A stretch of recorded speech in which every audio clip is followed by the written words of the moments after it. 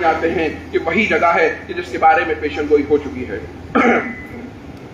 ادھر ابن سعد یعنی حضرت سعد بن ابی وقاص جیسے بڑے صحابی عشرہ مبشرہ کا بیٹا جو کہ یزید کی فوج میں شامل تھا، وہ ادھر سے لشکر کا کمانڈر بنا کے بھیجا جاتا ہے کہ جاؤ امام حسین کی بیعت لو ورنہ ان سے جنگ کرو۔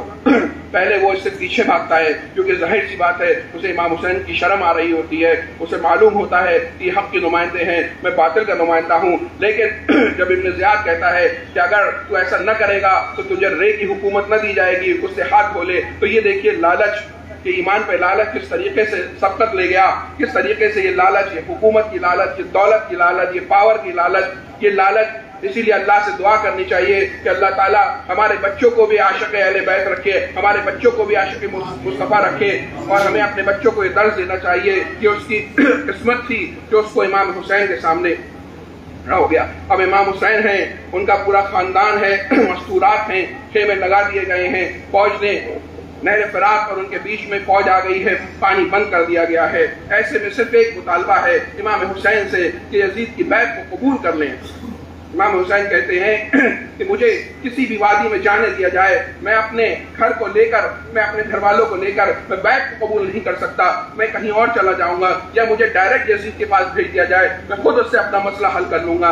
لیکن ابن زیاد جو یزید کا گورنر ہے وہ ان کو ایسا کرنے نہیں دیتا ہے، کیونکہ وہ جانتے ہیں کہ اگر یہ امام حسین یہاں سے چلے گئے تو ان کے پیچھے کتنا بڑا کاروان اسلام ہو سکتا ہے۔ بس ان کا ایک ہی مقصد ہے کہ اس وقت حق کے سب سے بڑے نمائندے کی ہمیں بیعت لے لی جائے اور ہم اپنی ظالم و جابر حکومت پر مہر حق لگا لیں۔ لیکن ایسا کبھی ہو نہیں سکتا تھا۔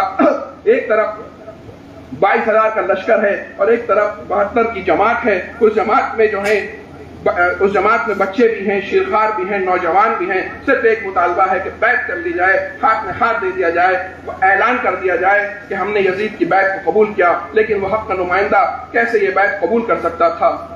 معلوم تھا کہ جو نقصان ہے وہ جان کا نقصان ہے، مال کا نقصان ہے، جان کا نقصان ہے، عزت و آبرو کا نقصان ہے۔ لیکن یہ بھی معلوم تھا کہ راہ حق میں یہ بھی بتا دیا اہل بیت نے کہ راہ حق میں کون سی چیز گوا دینی چاہیے اور کون سی چیز بچا لینی چاہیے۔ جان ہے تو چلی جائے، مال ہے تو چلے جائے، بچے اور خاندان ہے تو چلے جائیں، لیکن ایمان ہمیشہ سلامتی ضروری ہے، ایمان کی سلامتی ضروری ہے، دین کی سلامتی ضروری ہے، شریعت کی سلامتی ضروری ہے۔ اس کے سامنے یہ چیزیں بہت فیک ہیں، تو امام نے بھی یہی فیصلہ کیا جو کہ ان کو پہلے ہی سے فیصلہ کر لیا تھا کہ جان جائے تو جائے لیکن نانا کے دین پر کوئی آنچ نہ آئے۔ پھر ایک کر پھر امام نے اپنی پوری فیملی اور ساتھیوں کو بلایا۔ جو گزری رات ہے اس رات میں عبادتیں ہوئیں اور اپنی خاندان والوں سے کہا کہ یہ چاہتے ہیں کہ ہم کو قید کر لیں یا ہم کو قتل کر دیں، تم لوگ چاہو تو اے میرے ساتھیوں، اے میرے اعوان و انصار، تم چاہو تو ایک کر کے رات کے اندھیرے میں غائب ہو جاؤ۔ جب تم لوگ اگر غائب ہو جاؤ گے تو تمہیں کوئی فرق نہیں پڑے گا۔ جب میں خیمہ ہم بجھائے دیتے ہیں تمہیں ایک کر کے یہاں سے چلے جاؤ، تمہیں بھی معلوم نہیں کہ کیا ہونے والا ہے، یہاں پہ کیا ہونے والا ہے۔ تو اعوان و انصار جواب دیتے ہیں کہ آپ کے بنا ہمیں یہ زندگی منظور نہیں ہے، ایسی زندگی منحوس ہے جس میں آپ نہ ہو، اور جب آپ کے دائی ہیں ہم آپ کے ساتھ مرنا پسند کریں گے، ایسی زندگی ہمیں پسند نہیں ہے۔ تو دیکھنے والوں نے دیکھا کہ وہ بھانجے حضرت عون محمد سامنے آتے ہیں، وہ شہید ہو جاتے ہیں، حضرت علی اکبر شہید ہو جاتے ہیں، حضرت علی اصغر شہید ہو جاتے ہیں، حضرت قاسم شہید ہو جاتے ہیں۔ کیسے خانواده مصطفیٰ پورا کا پورا دین حق کو بچانے کے لیے، اپنے نانا کے مشن کو بچانے کے لیے پورا کا پورا اپنی شہادت پیش کر دیتا ہے۔ ایک ایک کر کے سب لوگ شہید ہو جاتے ہیں۔ آپ سوچئے اگر آپ کے ایک چھوٹے سے بچے کی طبیعت خراب ہو، آپ اسے اسپتال لے جائیں تو آپ کی آنکھوں سے آنسو ٹپک پڑتے ہیں۔ اگر کسی کے گھر میں ایک موت ہو جائے تو آنکھوں سے آنسو ٹپک پڑتے ہیں۔ یہاں سوچئے کربلا کا میدان ہے، میں وہاں پہ میری حاضری ہو چکی ہے۔ کربلا کا میدان ہے، ایک ریگستانی میدان ہے جہاں پہ گرم لو کے تپیڑے چل رہے ہوں، سورج اپنی گرمی پھیلا رہا ہو، وہاں پر سامنے جو ہے اغیار ہوں، ظالم ہوں، ان کی فوجیں ہوں، اور آپ چند اس میں اور ایک ایک کر کے آپ کے سامنے آپ کے رشتہ دار، آپ کے دوست، آپ کے غلام، آپ کے بھائی، آپ کے بھانجے ایک ایک کر کے شہید ہوتے چلے جائیں۔ یہ کیسا صبر کا عالم ہے، یہ صبر انہی کا حصہ ہے، اور یہ صبر کرنا ہے کیونکہ اس کے مقابلے میں جو اس سے بڑی چیزیں کو بچانا ہے، یا تو شریعت کو بچا لو، یا اپنے دل اپنے گھر کو بچا لو، یا اس صبر کو کر لو، یا اس کے ہاتھ کی بیعت کر لو۔ تو ایسا تو امام کے ساتھ ممکن نہیں ہے۔ آج صبر کا ایک گھوٹ پی देखना ही होगा, अपने सामने 6 महीने के बेटे अली असगर की लाश को तड़पता देखना ही होगा, घर की औरतों को रोते हुए देखना ही होगा, जवानों को लाश को उठाते ही होना होगा, अपने बदन पे जख्म को झेलना ही होगा। लेकिन ये सब झेलेंगे, खून के कतरे बहेंगे, लेकिन आधी दुनिया तक हर आदमी ये जान जाएगा, तमाम आलम इस्लाम ये जान जाएगा कि ये बातिल हुकूमत है, ये फाजिल हुकूमत है। दीन में कोई बात बर्दाश्त नहीं कराई जाएगी, शरीयत में कोई बदमाशी बर्दाश्त नहीं कर जाएगी, कोई रद्द-ओ-बदल बर्दाश्त नहीं किया जाएगा। उसके लिए चाहे खानवादा रसूल का खून ही क्यों ना पिलाना पड़े, दीन की उससे भी ज्यादा अजीम है, दीन उन्हीं का है। वो अपने दीन को बचाने के लिए आ गए हैं, आज अपने रब का वादा, अपने रसूल का वादा वफा करने के लिए आ गए हैं। दुआएं हो रही है, या अल्लाह हमारी शहादत को कबूल फरमा ले, हमसे राजी हो जा। आखिर में इमाम जब पूरा काफिला हक शहीद हो जाता है तो इमाम भी उस हक का आखिरी रहनुमा बाहर आते हैं और निकलते हैं, मुकाबला करते हैं। लेकिन एक घड़ी जब पहले से नबी पाक सल्लल्लाहु अलैहि वसल्लम बता दिया था, जब अल्लाह से मिलने का मौका आ जाता है तो इमाम भी आखिरकार शहीद हो जाते हैं। पीछे से उन पे हमला होता है, लेकिन उस वक्त भी नमाज जाने नहीं दी जा रही है, पर्दे का पूरा मस्तूरात का एहतमाम कर रही है, शरीयत का एहतमाम हो रहा है, मुरब्बत और मोहब्बत का एहतमाम हो रहा है, इस्लाह की कोशिश की जा रही है। बार बार यजीदी फिरके को बताया जा रहा है कि हक क्या है और बातिल क्या है, तुम हक कबूल कर लो। लेकिन उनपे जुल्म की जो पर्दा पड़ा हुआ है, जो लालच है, जो चीजें पाने का, जो हुकूमत का गलबा है, जो डर है अपने हाकिम का, वो उनको कुछ देखने की इजाजत नहीं दे रहा है। उसके बाद शहादत हो जाती है। शहादत के बाद तो एक इम्तिहान खत्म हुआ है, अब दूसरा इम्तिहान अहले बैत की मस्तूरात का शुरू होना है।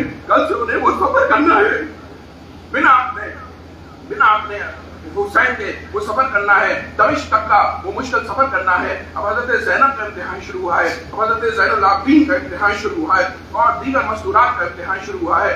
अहले बैत की लाशों पे घोड़े दौड़ाए जाते हैं, इमाम की लाशों पे घोड़े दौड़ाए जाते हैं, सब तन से जुदा कर दिया जाता है। ये बातें बयान करने की नहीं है, लेकिन इसलिए बयान किया जा रहा है ताकि लोगों को पता चल सके हक की राह में चलने वालों को क्या क्या लुटाना पड़ता है। लेकिन ये जो लुटाना पड़ता है, जो उसके लिए बचाया जाता है, वो इससे ज्यादा कीमती होता है। ईमान इससे ज्यादा कीमती है, ईमान इससे ज्यादा कीमती है, शरीयत इससे ज्यादा कीमती है। जब इसको बचाने के लिए ये चीजें नहीं देखी जाती हैं, अपने बदन की कुर्बानी दे दी जाती है, अपने बदन पे, अपने चाहने वालों पे घोड़े रंगवा दिए जाते हैं। उसके बाद इस काफिले को अल्लाह ताला की हिकमत है कि इमाम हुसैन के मंझले बेटे हज़रत इमाम ज़ैनुल आबिदीन इतने ज्यादा बीमार और कमजोर हैं कि वो मैदान करबला में जंग में हिस्सा नहीं लेते हैं, क्योंकि अल्लाह की हिकमत है कि उससे नस्ल हुसैनी चलनी है। आज जो यहाँ लोग बैठे हैं, जो जगह जगह पर पूरे दुनिया में हुसैनी खानवादे हैं, जिन्होंने दर्स हुसैन दिया है, जिन्होंने दीन के जाम बनाए हैं, हमारे ख्वाजा खाजगा हैं, और न जाने कितने सूफिया इकराम हैं जिन्होंने आज दीन की दावत दी है, तमाम हिंदुस्तान के मुसलमानों को आज दीन पे लेकर आए हैं, वही काफिले चलने हैं। इसीलिए इमाम ज़ैनुल आबिदीन बीमार हैं, तो जंग में हिस्सा नहीं ले सकते। अब बिना तजाबे के इन मस्तूरात को ऊँटों पे बैठाया जाता है और इमाम के जो है सर मुबारक को नेज़े पे रखा जाता है और एक एक शहर से घुमाते हुए इसको ले आया जाता है दमिश्क में। इससे पहले तो ज़ियाद के दरबार में ले आया जाता है। ज़ियाद जो है निहायत बदतमीजी से पेश आता है, लेकिन वहाँ की अहले बैत की जुर्रत देखिए। हजरत ज़ैनब से वो कहता है कि तुम लोग गलत पते, तो हजरत ज़ैनब जवाब देती है कि तुम्हारा फैसला खुदा के सामने होगा। वहाँ पर तो एक वक्त बरहक है, उसको तो आना ही है। ज़ियाद गुस्से से लाल पीला हो जाता है। तभी लोग उसे समझाते हैं कि क्या तुम किसी औरत पे बात करोगे, तुम्हें शर्म नहीं आती है। उसका दिल चाहता है कि इमाम ज़ैनुल आबिदीन की साथ कोई तो उन्हें भी खत्म कर दिया जाए, लेकिन हजरत ज़ैनब का तमाम सैयदों पे एहसान है। हजरत ज़ैनब अपने भतीजे को चिपटा लेती हैं, कहती हैं अगर इसे कत्ल करना है तो पहले मुझे कत्ल करो।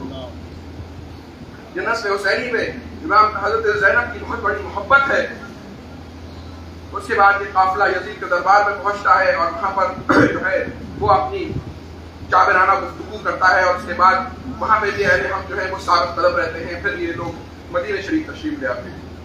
तो हज़रात गिरामी, अर्ज ये करना चाहता हूँ कि एक तरफ 22,000 का लश्कर था, ताकत थी, जबर था, जुल्म था, गलत लोग थे, दीन को पामाल किया जाने वाला था।